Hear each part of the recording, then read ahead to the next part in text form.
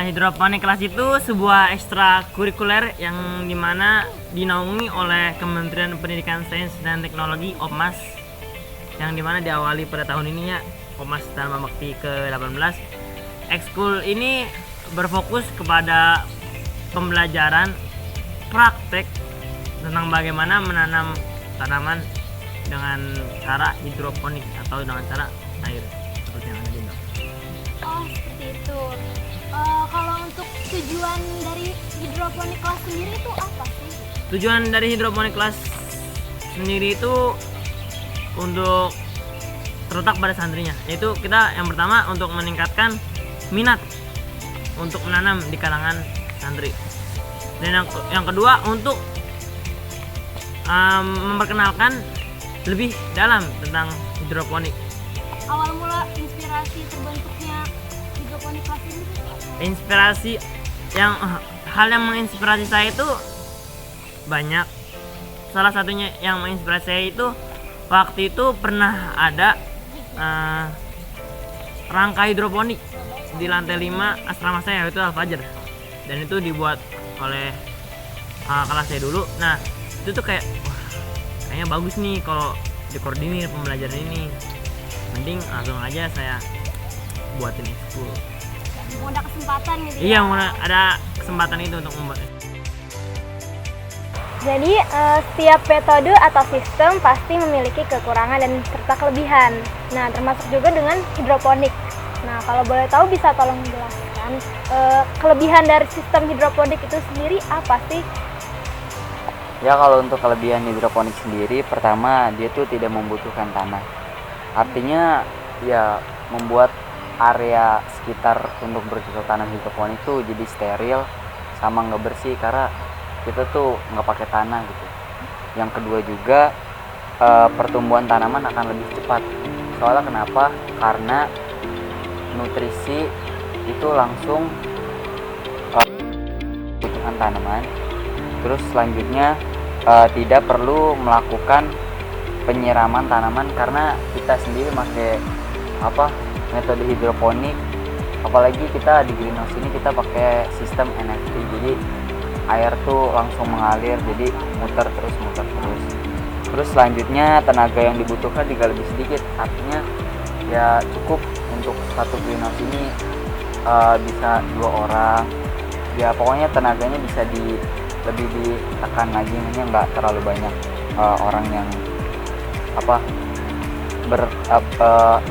pokoknya ya seperti itu. Terus kemudian proses menanamnya nanti akan menjadi lebih mudah apabila dibandingkan dengan metode bercocok tanam lain ya, karena metode hidroponik kan langsung ke apa yang tanaman butuhkan, jadi pastinya bisa lebih mudah.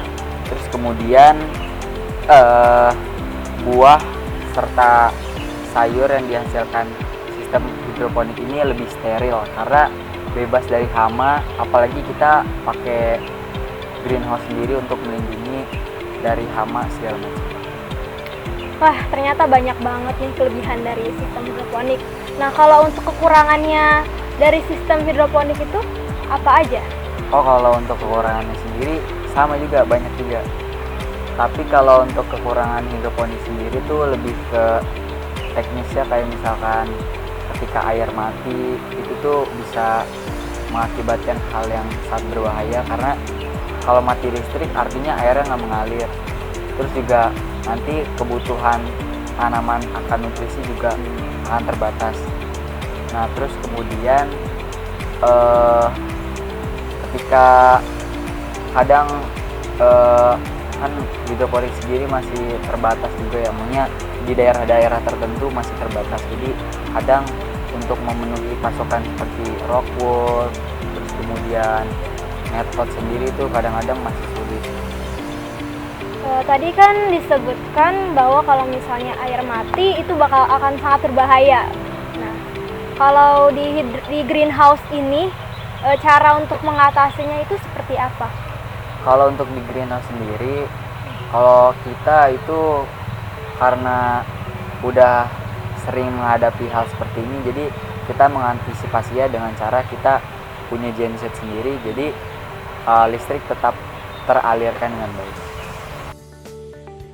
Jadi di greenhouse ini ada yang namanya hidroponik class.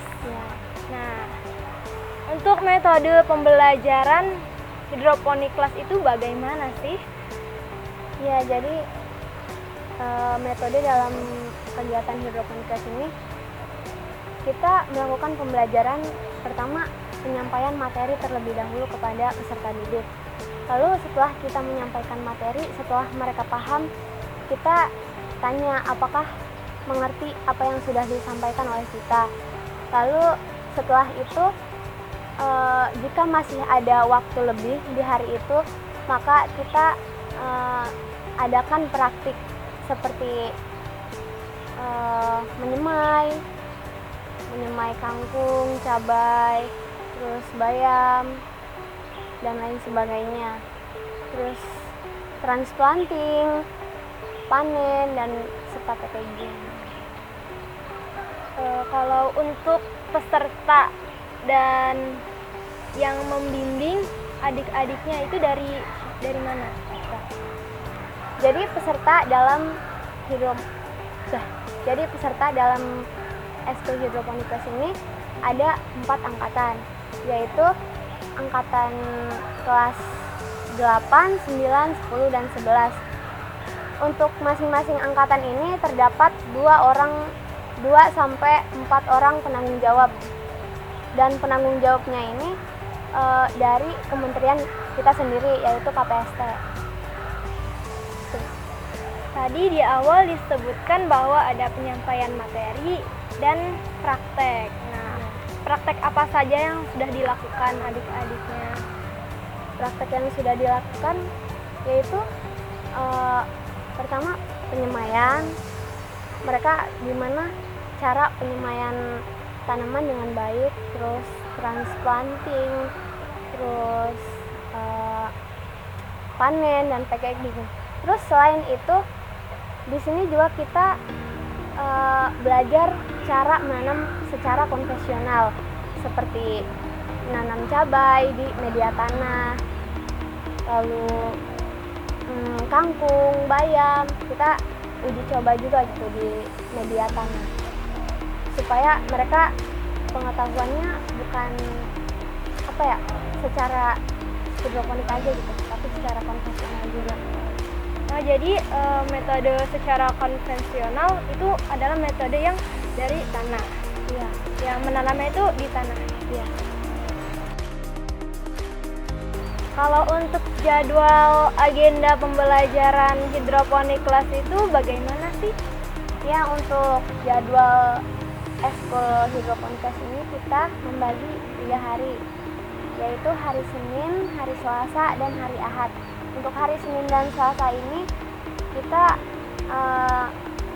untuk penyampaian materi. Jika masih ada waktu, itu kita praktik, dilanjut dengan praktik. Dan untuk hari Ahad ini kita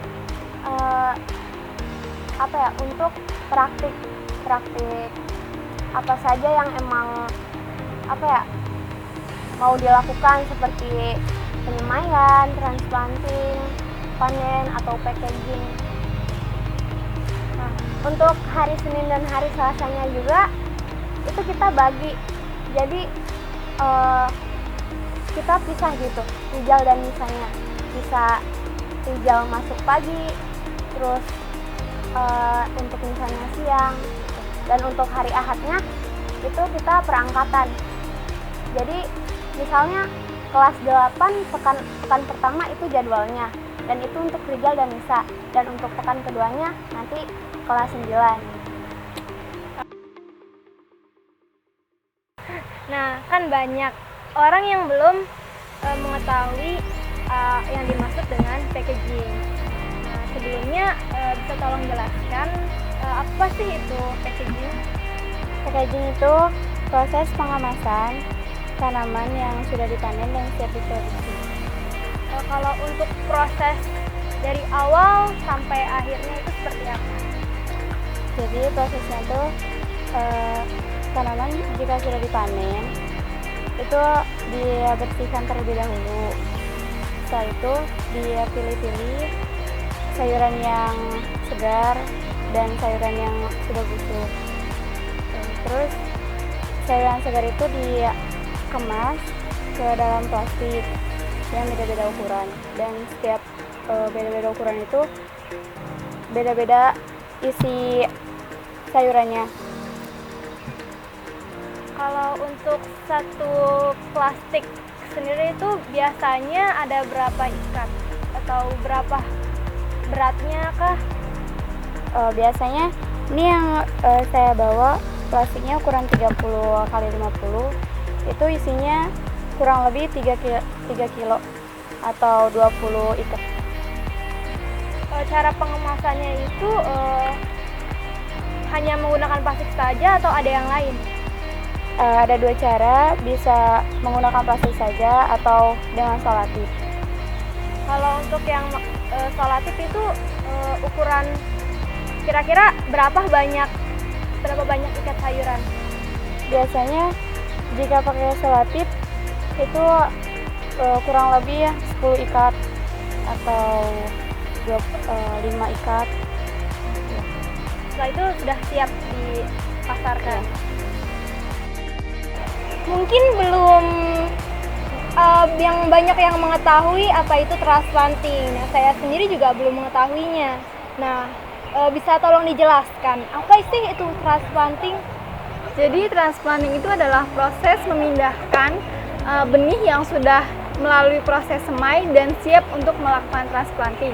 Transplanting ini tuh tujuannya supaya memisahkan benih-benih dari sekelompoknya. Karena kan apabila tanaman tumbuh itu nanti mereka akan membutuhkan nutrisi yang berbeda. Jadi supaya nutrisinya terpenuhi, jadi mereka dipindahkan ke tempatnya masing-masing. Kalau alat dan bahannya untuk transplanting itu sendiri apa saja? Alat yang utama di sini sih yang pasti benih yang sudah siap untuk ditransplanting, lalu netpot, dan paling gunting kalau enggak pisau ya. Bisa tolong dijelaskan nggak proses transplanting dari awal sampai akhir? Yang pertama itu adalah menyiapkan benih yang sudah siap ditransplanting, lalu dipindahkan ke tempat yang sudah ditentukan, dipotong-potong menjadi kotak-kotak. Jadi kan ini kan seperti ini. Nah, udah ada garis-garisnya. Nanti itu dipotong sesuai dengan garis yang sudah ditetapkan seperti itu. Oh, jadi ini setiap ini satu bibit. Ya, setiap satu. Kan setelah itu dipindahkan ke netpot. Nah, setiap di dalam netpot itu isinya ada satu. Kan nih kalau misalnya tumbuhan hidroponik kan bermacam-macam nih ya kan. Nah, apakah cara transplantingnya itu sama aja atau beda? Ya, pada hakikatnya tuh semua tanaman bisa dilakukan dengan cara hidroponik. Dan dalam proses transplantingnya pun sama saja, tidak ada yang berbeda, tidak ada cara khusus. Kalau waktu yang tepat nih untuk proses transplanting itu sendiri kapan?